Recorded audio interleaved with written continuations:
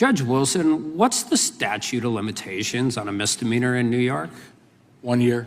The business records case is a misdemeanor, correct? The underlying crime, the falsifying business records, yes, that's a misdemeanor charge. So the only way to get to a felony is by committing it, or is by in concealment of another crime. Correct. And each one of those crimes has specific elements.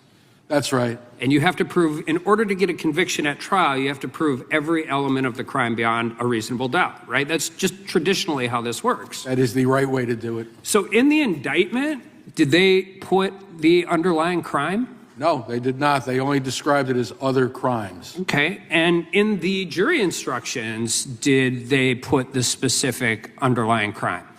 No, the falsifying business records was described in the jury instructions.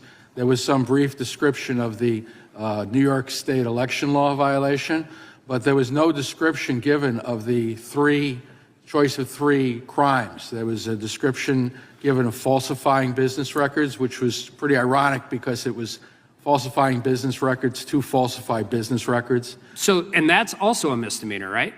That should be, yeah. So you have 2 + 2 = 6. Like if you commit 2 misdemeanors, you get to the felony statute of limitations, which they had to get or they could have never brought the case. That's correct. But there's some more question marks regarding the statute of limitations. It's not cut and dry because the time that Donald Trump spent out of New York could be used to toll the statute of limitations. That was the ruling in the Court of Appeals Harvey Weinstein case. He argued that the time that he spent out of California should not have told it, out of New York, that is, in California, should not have told the time limitations, but the Court of Appeals ruled against him on that issue. So that's, I think, how they get around the statute of limitations problem in this case. So was the election law case a federal election law or state election law underlying crime? It seemed like it was charged as both. When we got to the jury instructions, there's a violation of New York election law charged, but then there's one among the 3 charges underlying is an unspecified violation of federal election law. And then the third one was tax violation, right? Also unspecified.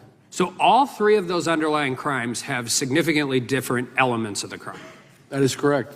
Were any of the elements of those crimes listed? No, not at all. So, this is important, and it might not be as robust or anything, but when you defend a client in court, if you don't know what the elements of the crime you're defending, how do you mount a defense? You can't. That's the very issue of fundamental fairness that I referenced. You, as a defendant, are entitled to know what the charges are against you so that you can defend against those charges.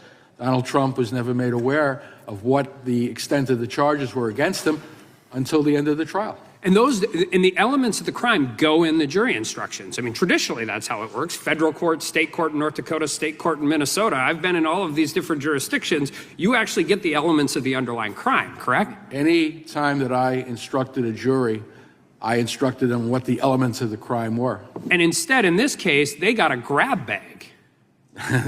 They got a choice of 3 when it came to the underlying crimes, and we don't even know which ones they chose. So we don't know whether or not they could have been unanimous on those 3 or not. That's another failing of the jury instruction. So not only did we have not the elements of the crime, but we had 3 different crimes with 3 vastly different elements of the crimes. All unspecified. None of them in the indictment.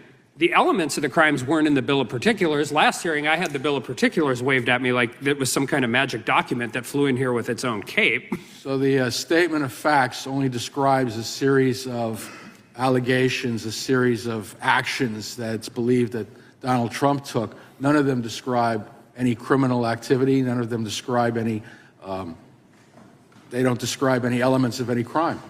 And that's why you believe, as do I, that when this goes on appeal, there's going to be significant legal issues to argue that the jury never actually got them put in front of them. I have very little doubt that this matter will be reversed on appeal and based upon these issues. Because I've actually been pretty, I believe jury trials are still the best way to determine guilt and innocence. I just believe juries are only as good as the information put in front of them. So, and with that, I yield back. Gentleman yields back. The gentleman.